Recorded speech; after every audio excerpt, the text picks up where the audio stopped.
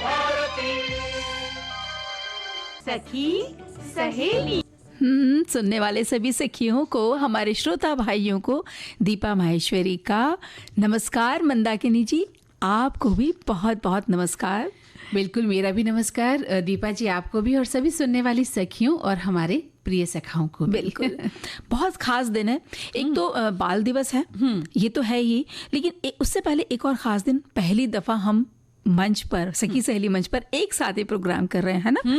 क्या बात है, यानी कि ये पहली मुलाकात है। पहली मुलाकात। न्यू तो हम बाहर मिलते ही हैं, लेकिन ये इस अपनी सखी सहेली परिवार के साथ हम साथ में पहली बार जुड़े हैं। तो वो भी एक खास दिन हो गया। बहुत खास पल होता है जब हम किसी से पहली बार मिलते हैं जी। वो पहले एहसास जो होते हैं हमारे, पहली भावनाएं, जो पहली फीलिंग्स होती हैं, विचार होते हैं, वो ताउम्र याद रहते हैं हमेशा। और देखिए ना, आज का दिन है ये जो 14 नवंबर, हमेशा याद रहेगा, है ना। हम बच्चे बन जाते हैं, बच्चे बन जाते, तो आज हम बच्चे ही बने। हाँ, आज हम बच्चे ही बने रहेंगे, मतलब है ना। बिल्कुल। तो वो दिन है आज, और क्यों है? क्योंकि पंडित जवाहरलाल नेहरू की जन्म जयंती है। बिल्कुल। और विश्व मधुमेह दिवस भी है, बहुत महत्वपूर्ण दिन है जी, क्योंकि ये बीमारी जो है बहुत तेजी से फैल रही है जी, और इसका जो निवारण करना भी है जरूरी है, इसकी चिंता करना बहुत जरूरी है जी। तो आज हम विश्व मधुमेह दिवस पर भी बातचीत करेंगे। बिल्कुल, उस पर भी बातचीत होगी। एक और एक गंभीर मुद्दा है कि सांस्कृतिक संपत्तियों की जो चोरी हो जाती है, और वो जो हमारे ऐतिहासिक मूल्यों की चीजें जब हमें वापस नहीं मिलती तो कितना बुरा लगता है ना। बिल्कुल। तो उसी का अंतर्राष्ट्रीय दिवस है, यानी कि सांस्कृतिक संपत्ति के अवैध तस्करी के विरुद्ध का ये अंतर्राष्ट्रीय दिवस है। जो अवैध तस्करी की जाती है उसके विरुद्ध हमें कदम उठाने हैं, उसके बारे में हमें जागरूक रहना है जी। ये दिवस आज इसलिए मनाया जाता है। बिल्कुल। और देखिए, और क्या है बताइए। हाँ, जो बाल मन की बात है, और जो हम चाह रहे हैं कि आज का जो बचा हुआ दिन है पूरा बच्चा बन के रहें, तो फिर यादें भी तो वो ताज़ी करनी होगी ना जी। तो आज हम बच्चे बन जाएंगे और अपने बचपन की यादें ताज़ा करेंगे और अपनी सखियों और सखाओं से भी कहेंगे कि वो दिन याद करें जब वो बच्चे थे जी। और उसमें से कुछ ऐसा किस्सा, कुछ ऐसी बात। और पहले कैसा होता था कि सब लोग साथ में रहते थे, तो कभी किसी के साथ कोई चुगलबाजी कर दी है, या कोई एक ऐसा किस्सा जिसको सोचकर आप जब सारे कजिन्स मिलते होंगे तो उस पर आज भी हंसते होंगे। तो ऐसी कोई घटना अगर आपको याद आ रही है तो वो आप शेयर करिए। और दीपा, चलते चलते हम देखिए अब बच्चे बन ही गए हैं, तो उत्तराखंड की सैर पर निकल जाएंगे आज। अच्छा, कैसे चलेंगे? साइकिल से? साइकिल से चलेंगे। बाल मन तो उड़ता है, उड़ते हुए भी। हाँ, बाल मन में तो कल्पनाएं बड़ी सारी होती है। हाँ, अजीबोगरीब सी। कभी ऐसा कि पंख लग गए हैं हमें, और हम तो आज हम पहुंच जाएंगे, औली पहुंच जाएंगे, और वहाँ की ठंडी ठंडी हवा का आनंद भी लेंगे। लेकिन अगर रेलगाड़ी से जाया जाए तो कैसा लगेगा? भाई, रेलगाड़ी से चला जाए तो और भी मजा आएगा, क्योंकि चुक चुक चुक चुक चुक चुक चुक चुक जो है रेलगाड़ी ही चलती है। और बच्चे कितने भी बड़े हो जाएं, रेलगाड़ी का जो प्रेम है वो कभी खत्म नहीं होता। बिल्कुल। लो भी दीपा, अब जब हम बच्चे बन ही गए तो हमने तो ट्रेन की सैर भी कर ली। ट्रेन की सैर कर ली, खूब सारे वो जो है ना, मम्मी ने जो नाश्ते वो भी सब निकाल के खा लिया। और कितने सारे स्टेशन एक साथ ही देख लिए हमने। 2 मिनट की यात्रा में घूम लिए, देखिए ना। और इतनी सारे बधाइयों के संदेश आए हैं बाल दिवस पर। पूरा जो हमारा फेसबुक का सखी सहेली का जो पेज है उसी से भरा हुआ है। बड़ा सुंदर, बड़ा प्यारा लग रहा है। एक संदेश आया कि बचपन ऐसा है खजाना, आता है न जो दोबारा, मुश्किल है इसको भुलाना, वो खेलना कूदना और खाना, मौज मस्ती में बल खाना। साथ में लिखा है हैप्पी चिल्ड्रंस डे। एक श्रोता लिखते हैं कि सभी को नमस्कार, और मुल्क में अगर बच्चों की सरकार हो तो जिंदगी एक जश्न, एक त्योहार हो। हुक्म दें ऐसे कैलेंडर के लिए जिसमें 2 दिन बाद एक इतवार हो। सच में ये बात तो, मैं तो इस पे भी बिल्कुल, हमें ऐसा लगता है सच में ऐसा होना चाहिए। बच्चे तो चाहते हैं कि हर दिन इतवार हो उनका। बिल्कुल बिल्कुल। अच्छा, एक और बहुत सारे संदेश आए हैं, तो ये देखिए एक और है कि बचपन में बाल दिवस, चाचा नेहरू जन्मदिन के लिए हम जो बेसब्री से इंतजार करते थे।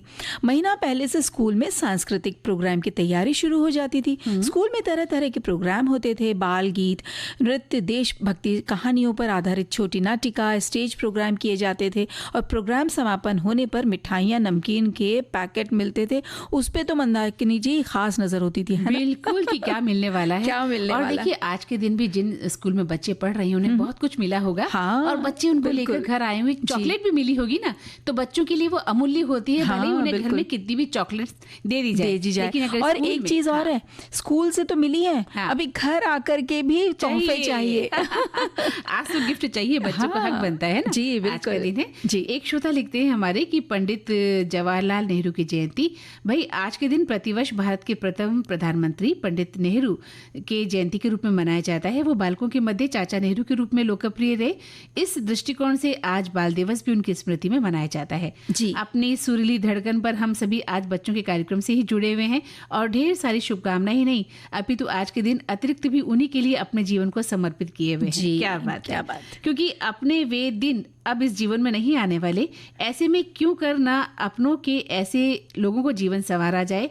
फिर घर से मस्जिद दूर हो, चलो किसी रोते हुए बच्चे को हंसाया जाए। बिल्कुल हंसाया जाए। और हमें ऐसे क्यों सोचना कि वो दिन वापस नहीं आएंगे। भाई अगर मन में हम प्रयास रखेंगे ना, मन को हमेशा बच्चा रखेंगे, तो हर दिन हम खिलखिला के रह सकते हैं। बिल्कुल बिल्कुल जी। और हमारे एक श्रोता लिख रहे हैं कि आज का दिन बहुत ही सुंदर है। जवाहरलाल नेहरू को बच्चों से बहुत लगाव था और बच्चे भी उन्हें चाचा नेहरू कहकर बुलाते थे। बच्चों के लिए इसी प्यार की वजह से इस जयंती को बाल दिवस के रूप में मनाया जाने लगा। जी। और इसी तरह के और भी संदेश हैं। एक में लिखा हुआ है, उन्होंने एक बात पूछी है कि इन नन्हे फूलों से बाल मजदूरी क्यों करवाई जाए, क्यों उनसे इनका बचपन छीना जा रहा है। बाल मजदूरी एक गैर कानूनी कृत्य है जो बच्चों को बड़ों की तरह जीने पर मजबूर कर देता है। तो इस विषय पर भी हमें जागरूक होना चाहिए। बच्चों को उनका बचपन जीने देना चाहिए, उनसे उनका ये अधिकार न छीने, चाहे अपनी आर्थिक स्थिति कितनी भी खराब क्यों ना हो। उन्हें पढ़ाना लिखाना और उन्हें शिक्षा देना ये बहुत ज्यादा जरूरी है। बहुत अच्छी बात इन्होंने लिखी है। ये चिंतन का विषय है कि बच्चों के साथ अन्याय न हो, बच्चों के साथ कोई भी गैर कानूनी काम नहीं होना चाहिए। तो बहुत सारे खत और भी हमारे पास आए हैं संदेश के जरिए। एक लिखते हैं कि पंडित नेहरू का कहना था कि शिक्षा ही विकास की कुंजी है और इस खास दिन पर शिक्षा के प्रति जागरूकता फैलाएं। तो आज बच्चों को हमें शिक्षा के प्रति जागरूक करना है। वहीं एक श्रोता लिखते हैं कि बच्चे सभी को बहुत पसंद आते हैं और इसलिए नेहरू जी को बच्चे बहुत पसंद थे। उन्हें चाचा नेहरू कह के बुलाया जाता था। आज बाल दिवस पर हम सभी उन्हें याद भी करते हैं और बच्चों को उसकी हार्दिक शुभकामनाएं। बिल्कुल। एक आया है कि खबर ना होती कुछ सुबह की, न कोई शाम का ठिकाना था, थक हार के आना स्कूल से, पर खेलने तो जरूर जाना था। बिल्कुल। तो बहुत सारे संदेश हमने पढ़ लिए हैं। हाँ तो दीपा, आज जब हम बच्चे बन गए हैं तो फिर देखिए बच्चों को तो बहुत सी चीजें खाने में पसंद होती है। आपको क्या पसंद है? अगर बच्चे की बात करें तो भाई ये जो हम छोटा रूप अगर अपना देखें तो चॉकलेट्स। अरे क्या बात है, चॉकलेट्स, टॉफीज, चॉकलेट्स ये सब बड़ा पसंद आता था। यानी हमें मीठी चीजें बहुत पसंद होती हैं बचपन में ना। हालांकि कुछ बच्चे चरखा भी पसंद करते हैं, लेकिन जब बड़े हो जाते हैं, यानी कि छोटी मंदाकिनी जी को चरखा पसंद है। छोटी मंदाकिनी को चरखा भी पसंद है और मीठा भी पसंद है। अच्छा। हाँ, लेकिन बड़ी मंदाकिनी की बात अगर करें तो फिर वो मीठे से बचती है और चरखा थोड़ा बहुत पसंद भी करती है, लेकिन हर चीज लिमिट में। क्यों? क्योंकि बहुत सारी बीमारियां मुंह बाय खड़ी हैं, है ना? बिल्कुल। आप जब जैसे ही खाने में अनकंट्रोल्ड होते हैं, आपकी जीवनचर्या बदलती है, आपकी दिनचर्या जो है वो डिस्टर्ब होती है, तो कहीं ना कहीं कोई ना कोई बीमारी घूम फिर कर आपको अपनी चपेट में ले ही लेती है। बिल्कुल, है ना? और कुछ जो ऐसी बीमारियां जो कि पूरे विश्व भर में जब सोच विचार और गंभीर विषय बन जाए तो उसको दिवस के रूप में बदल देना पड़ता है। बहुत जरूरी है। और ऐसी ही एक बीमारी है मधुमेह, जिसे हम कहते हैं डायबिटीज, शुगर आम भाषा में। हाँ। तो आज जो है विश्व मधुमेह दिवस है और इस दिवस को बहुत ही जागरूकता के साथ मनाया जाता है, क्योंकि वाकई ये एक ऐसा दिन है जिस दिन हमें समझ लेना चाहिए कि स्वास्थ्य के प्रति थोड़ी सी लापरवाही हमने की तो कहीं ना कहीं हम भी मधुमेह के शिकार हो जाते हैं। बिल्कुल। और मधुमेह की बढ़ती व्यापकता और इसके प्रभाव को उजागर किया जा सके और लोगों को मधुमेह की रोकथाम के उपायों के बारे में शिक्षित किया जा सके, इसलिए आज यानी 14 नवंबर को ये विश्व मधुमेह दिवस मनाया जाता है। और विश्व मधुमेह दिवस पर आयोजित अभियानों को ब्लू सर्कल लोगो से दर्शाया भी जाता है दीपा, जिसे वर्ष 2007 में संयुक्त राष्ट्र द्वारा आधिकारिक तौर पर मान्यता दिए जाने के बाद प्रेरित किया गया था और तब से ब्लू सर्कल को मधुमेह जागरूकता के वैश्विक प्रतीक के रूप में भी माना जाता है जी। और अंतर्राष्ट्रीय जो मधुमेह फाउंडेशन के अनुसार अगर हम बात करें तो ये अनुमान है कि लगभग 55 करोड़ वयस्कों को टाइप 2 मधुमेह विकसित होने का खतरा है, जो कि दुनिया भर में सबसे बड़ी चिंता का विषय भी बन गया है। बिल्कुल बिल्कुल। अच्छा, मधुमेह एक ऐसा विकार है जिससे शरीर द्वारा हमें खाए जाने वाले भोजन से उत्पन्न ग्लूकोज को संसाधित और उपयोग करने में विफल रहता है जी। मधुमेह के मुख्य रूप से 3 प्रकार हैं।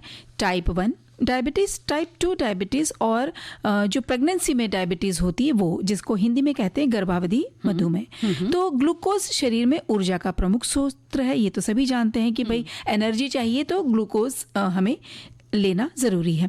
और ग्लूकोज का अपर्याप्त आत्मसात व्यक्ति की दिन प्रतिदिन की गतिविधियों में बाधा डाल सकता है। फिर अनियंत्रित मधुमेह हृदय संबंधी समस्याएं पैदा करती है, तंत्रिका में क्षति हो सकती है, गुर्दे में खराबी हो सकती है, पैरों में की क्षति, त्वचा संक्रमण, अवसाद, दांत से भी जुड़ी हुई समस्याएं हो सकती हैं। इस तरह की बहुत सारी जटिलताएं होती हैं। आंखों से जुड़ी समस्या हो सकती है, से भी जुड़ी हो सकती है। आप अगर ज्यादा मधुमेह के शिकार होते हैं तो ग्लूकोमा नामक जो बीमारी है वो आपको घेर सकती है, आपकी आंखें खराब हो जाती हैं जी। और दीपा, मधुमेह को नियंत्रित करने के लिए डॉक्टर्स बताते हैं, कुछ सुझाव देते हैं कि चीनी और परिष्कृत कार्बोहाइड्रेट्स के सेवन से बचें जी। एक समय में भोजन का छोटा हिस्सा खाने का अभ्यास करें, मतलब ठूस कर खाना ना खाएं, ओवर ईटिंग ना करें, है ना, ये भी खा लूं वो भी खा लूं, सब कुछ ये सब नहीं होना चाहिए और दिन भर खा लूं। ये जो प्रवृत्ति है वो कहीं ना कहीं किसी न किसी बीमारी को जन्म देती है। तो कम खाएं, अच्छा खाएं, सेलेक्टेड खाएं जी। और साफ सुथरा भोजन, ताजा भोजन खाएं। आहार में फाइबर और कम ग्लाइसेमिक इंडेक्स वाले खाद्य पदार्थ शामिल करें। धूम्रपान छोड़ें जो इंसुलिन प्रतिरोध को बढ़ावा देता है।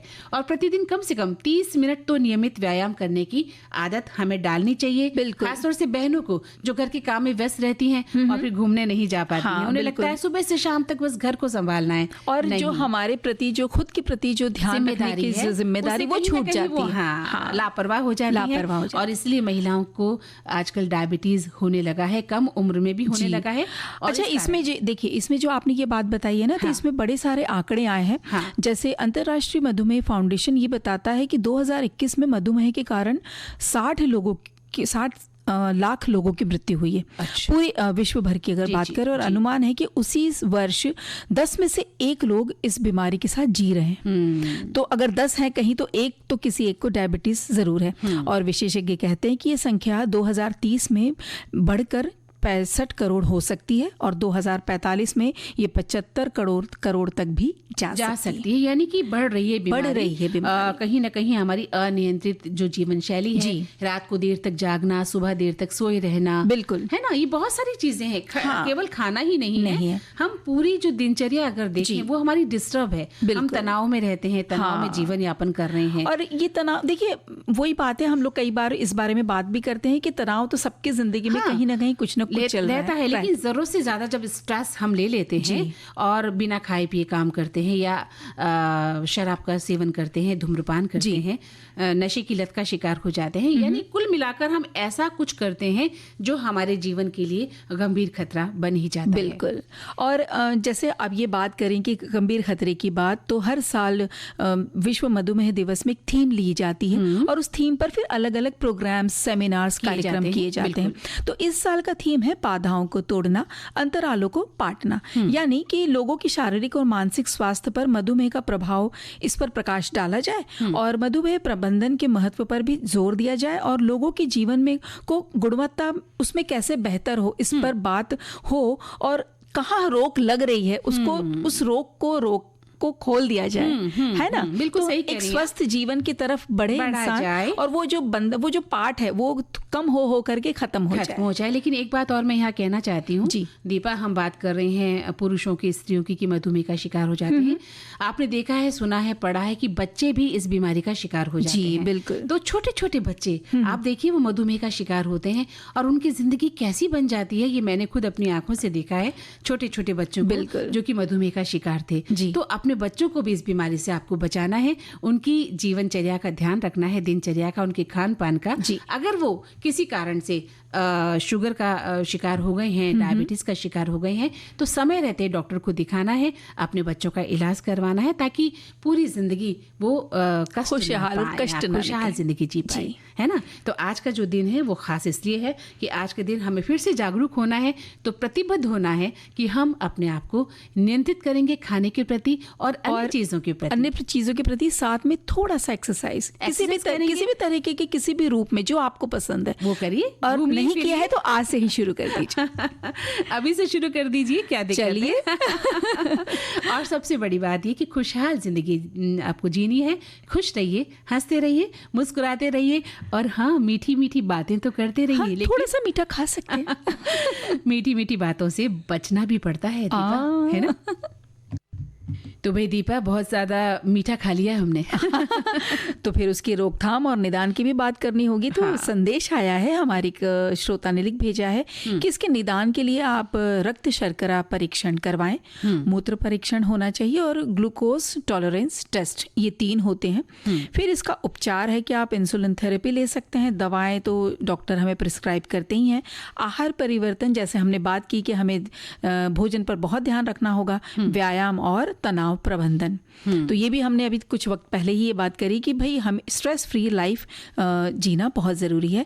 और रोकथाम के लिए साथ में उन्होंने कहा है स्वस्थ आहार, नियमित व्यायाम और नियमित जांच बहुत ज़रूरी है। और हम बताएं अपने सभी श्रोताओं को, हमें मंजरी जी, मंदाकिनी जी कह रही थी कि रुको रुको, अंतराल का वक्त है, लेकिन आज मन बच्चा बना हुआ है, सुन ही रहा था। मन कहाँ, बच्चा मन तो कभी सुनता ही नहीं है, बिल्कुल। लेकिन आपने समय पर सुन भी लिया था। अच्छा, क्योंकि आज्ञाकारी जो बच्चे होते हैं वो समय पर सुन भी लेते हैं। हाँ, और क्योंकि मन ही बच्चा हुआ है ना, बाकी तो सब बड़े हो गए। तो भाई अब जब थोड़ा सा हम बड़े हो गए हैं, तो बात फिर गंभीर बात कर लेते हैं, है ना। जी बिल्कुल। तो आज आप बताना चाह रही थी, आपने बताया भी था कार्यक्रम के शुरू में कि आज एक और महत्वपूर्ण दिन है, सांस्कृतिक संपत्ति के अवैध तस्करी के विरुद्ध का अंतर्राष्ट्रीय दिवस है। तो ये क्या है, ये थोड़ा बात कर लें। ये सांस्कृतिक विरासत किसी देश के संस्कृति की महत्वपूर्ण संपत्तियों का वो संग्रह है मंदाकिनी जी, जिसे पीढ़ी दर पीढ़ी संरक्षित किया जाता है। यानी हमारे जो भी मूल्य, ऐतिहासिक मूल्य के, हमारे जैसे कोई पत्थर हो गया या फिर मूर्तियां हो गई, मूर्ति के ऊपर जो आभूषण सजाए जाते हैं वो हो गए। सांस्कृतिक विरासत के उदाहरणों में दृश्य कला, भोजन, कपड़े, वास्तुकला की शैलियां जैसे मूर्त संपत्ति के साथ साथ किंवदंतियां, संगीत, सम्मान जैसी अमूर्त संपत्तियां शामिल होती हैं। बिल्कुल सही कहा आपने। और देखिए दीपा, किसी भी देश के लिए उसकी सांस्कृतिक धरोहर उसका गर्व होती है ना। हमारा भारत देश, हमारी सांस्कृतिक धरोहर हमारा गर्व है, हमारा हमें उस पर नाज है, हमारा अभिमान है वो। तो इसका गौरव होती है, अभिमान होती है। और अगर इस गौरव को कोई चोरी कर ले तो उस देशवासी के जो मूल व्यक्ति हैं वो उसको हर कीमत पर वापस चाहते हैं। तो हर साल 14 नवंबर को मनाया जाने वाला सांस्कृतिक संपत्ति में अवैध तस्करी के खिलाफ अंतर्राष्ट्रीय दिवस दुनिया को याद दिलाता है कि सांस्कृतिक संपत्ति की चोरी, लूटपाट और अवैध तस्करी हर देश में होती है, जिससे लोगों की संस्कृति, पहचान और इतिहास को लूटा जाता है। और हमें इस अपराध से निपटने के लिए मिलकर काम करना होगा। बिल्कुल, क्योंकि मिलकर करेंगे तभी कोई एक लक्ष्य पर हम पहुंच पाएंगे। बिल्कुल। सांस्कृतिक संपत्ति के अवैध तस्करी के कई कारण हो सकते हैं, जैसे अज्ञानता, अनैतिकता, ये तो खास है ही। अवैध रूप से कारोबार की जाने वाली सांस्कृतिक संपत्ति अक्सर या तो दुनिया भर में अवैध बाजार जो होते हैं उसके माध्यम से जा सकते हैं, या फिर नीलामी जैसे वैध बाजार जहां पर ऑक्शन वगैरह होते हैं ना, वहां उसके माध्यम से भी जा सकते हैं, जिसमें इंटरनेट भी शामिल है। इस तरीके से एक जगह से दूसरी जगह धरोहर हमारे पहुंच जाती है। हाँ। जी। तो सांस्कृतिक संपत्ति की जो अवैध तस्करी है उसमें कला, कलाकृतियां और ऐतिहासिक वस्तुओं जैसे कि सांस्कृतिक वस्तुओं की अवैध खरीद, बिक्री और हस्तांतरण है, आप बता भी रही थी। और इसमें शामिल है चोरी, सांस्कृतिक संपत्ति को उसके मालिक से अनधिकृत रूप से हटाना, लूटपाट और पुरातात्विक स्थल, संग्रहालय और कब्र से सांस्कृतिक संपत्ति की अवैध खुदाई और उसका निष्कासन शामिल है। ये भी शामिल है। हाँ। और अवैध व्यापार शामिल है, जैसे कि सांस्कृतिक संपत्ति के स्वामित्व का अवैध आयात निर्यात करना, फिर हस्तांतरण करना। और सांस्कृतिक संपत्ति की अवैध तस्करी एक ये अपराध है जो सांस्कृतिक विरासत और लोगों और राष्ट्रों की पहचान पर एक बुरा प्रभाव, एक नकारात्मक प्रभाव डाल सकती है। ये संगठित अपराध है और आतंकवाद को भी बढ़ावा दे सकता है। तो आज का जो दिन है वो वही है जहां हम अपनी जागरूकता बढ़ा सकते हैं और सांस्कृतिक वस्तुओं को खरीदने और बेचते समय नैतिक और सूचित रहें, कानून बनाएं, उनका सम्मान करें और सांस्कृतिक विरासत और संपत्ति की रक्षा करें। ये हमारा कर्तव्य भी बहुत बड़ा कर्तव्य, बहुत बड़ा है।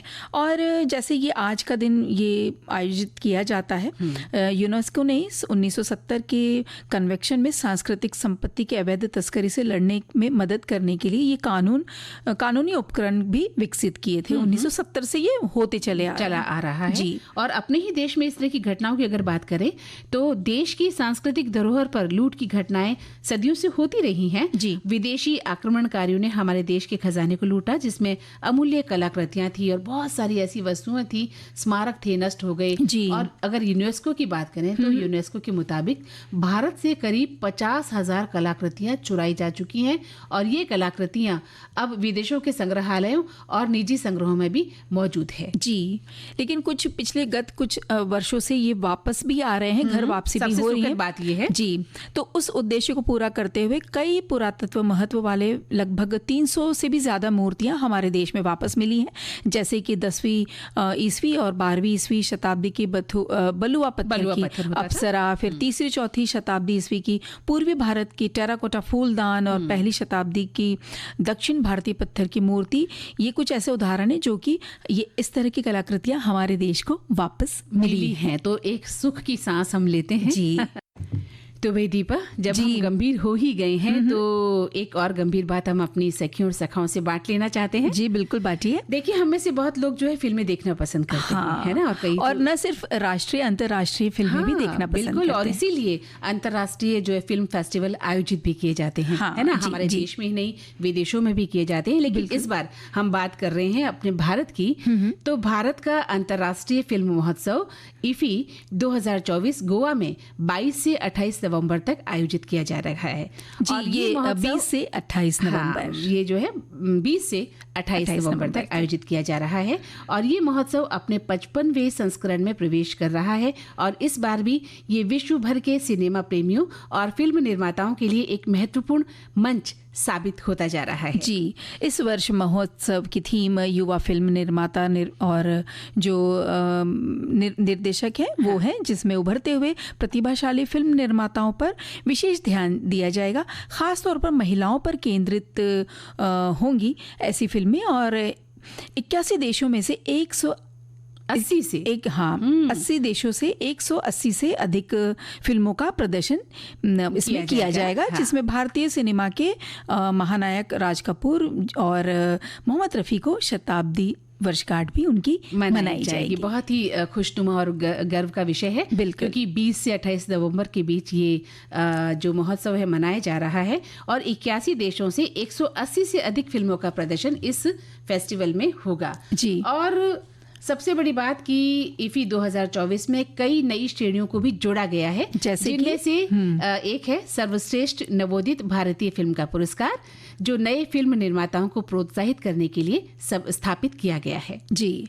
और साथ में भारतीय फिल्म का पुरस्कार जो नए फिल्म निर्माता उनको प्रोत्साहित करने के लिए भी समर्पित किया जाएगा और वो भी स्थापित किया जाएगा। महोत्सव में फिल्म बाजार, मास्टर क्लासेस और विभिन्न कार्यक्रमों का भी आयोजन होगा और उसकी तैयारियां जोर शोर से हो भी रही हैं। और ये महोत्सव जो है सिने प्रेमियों, फिल्मकारों और फिल्म से जुड़े तमाम लोगों के लिए एक नई नई कहानियों को कहने का मंच है करेंगे जी। तो हम उम्मीद करते हैं बहुत ही शानदार ये महोत्सव होने वाला है और जो इसमें हिस्सा लेना चाहते हैं, इंटरेस्टेड हैं, वो जानकारी रखें, अपडेट्स रखें कि किस तरह की फिल्में इसमें दिखाई जाएंगी, कौन कौन सी फिल्में हम इसमें देख सकते हैं, है ना। तो दीपा, हमने अपने सखियों और सखाओं से ये वादा किया था कि हम उन्हें उत्तराखंड की सैर पर चलेंगे, तो चलें उत्तराखंड की सैर। चलिए बिल्कुल चलते हैं। उत्तराखंड के चमेली जो चमोली है, हाँ, चमोली जिले में स्थित है ये औली जगह।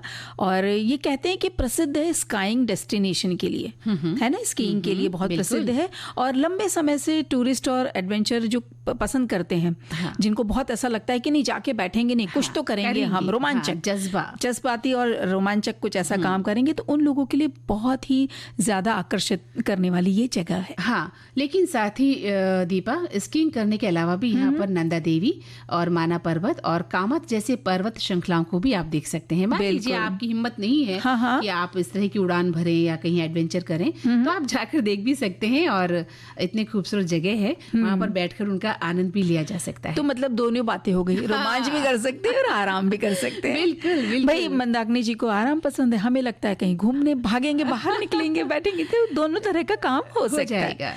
और क्यों हो सकता है? क्योंकि बर्फ से घिरी हिमालय की पहाड़ियां हैं, फिर ओक के मतलब शाहबतूल के, देवदार के ऊंचे ऊंचे पेड़ है, हरे भरे घास है, मैदान दिख रहे हैं अगर दूर दूर तक, पहाड़ों की ढलान है जिसकी ऊंचाई 2000 मीटर से 3000 मीटर तक के बीच की, लंबी लंबी मतलब ऊंचे ऊंचे ये हजारों मीटर ऊंचे पर्वत, और बीच में से कहीं कल कल करती हुई नदियां, और जब उन पर सूर्य की किरणें पड़े बर्फ की वो ढकी हुई पहाड़ियों पर, उसका नजारा देखना ऐसा नहीं लगता हम सपना देख रहे हैं। बिल्कुल, हम सपने में ही होते हैं उस वक्त, लेकिन वो हकीकत होता है जब हम होश में आते हैं, तो पता चलता है कि अरे सच है, हम सच में देख रहे हैं। इतना सुंदर दृश्य होता है प्रकृति के करीब जाने पर, और आपकी आंखों की चमक बता रही है कि हाँ, मैं गई हूँ उत्तराखंड जी, मुझे पता है कि ये जगह बहुत सुंदर है।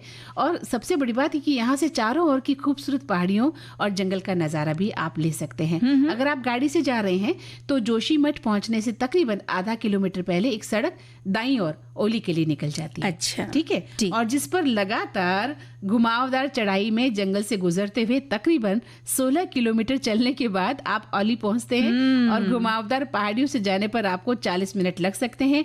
औली जाने के लिए बस सेवा नहीं है, लेकिन जोशीमठ से प्राइवेट टैक्सियां आपको मिल जाती हैं। अच्छा, अब ये जो घुमावदार पहाड़ियां हैं ना, इस पर आप बिल्कुल भी शिकायत ना करिएगा। हम सब श्रोताओं से कहते हैं कि भाई सर घूमने लगा, कोई बात नहीं, साल में अगर एक दिन कोई किसी दिन सर घुमा भी लिया तो क्या हो गया। मैं अभी यही कहने वाली थी कि घुमावदार पहाड़ियों में घूमना मजेदार तो होता है, लेकिन बड़ा चुनौतीपूर्ण कार्य होता है जब उल्टियां आने लगती हैं, सिर चकराने लगता है।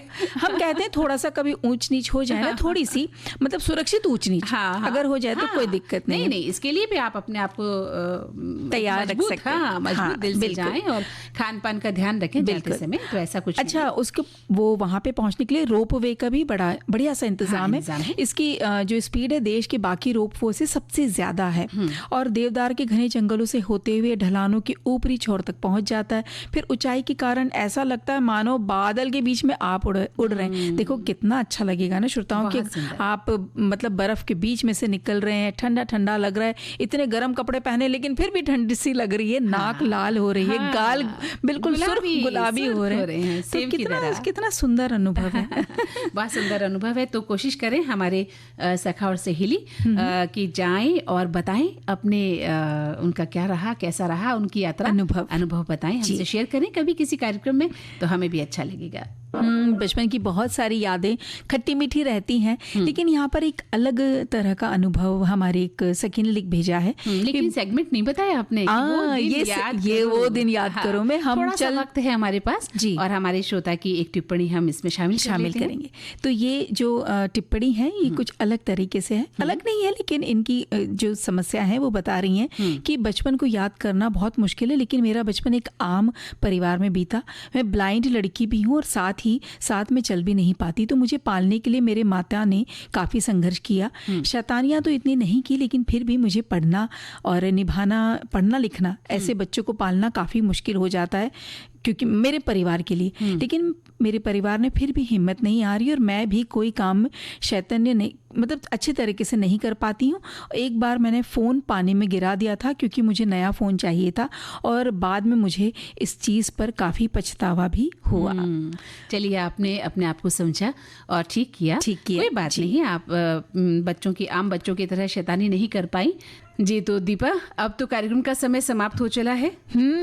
बचपन का बचपना बनाए रखें क्या? तो फिर नमस्कार की जगह नमस्ताल कहना पड़ेगा। तो कहते हैं नमस्ताल।